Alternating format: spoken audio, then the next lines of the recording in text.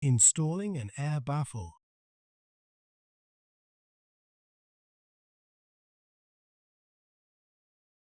The standard air baffle is demonstrated in this video.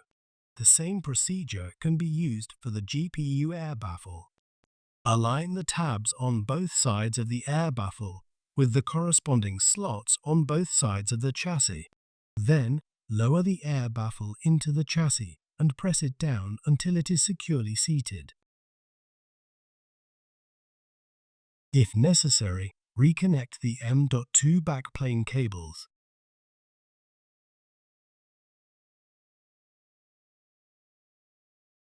If necessary, reconnect the RAID flash power module cables.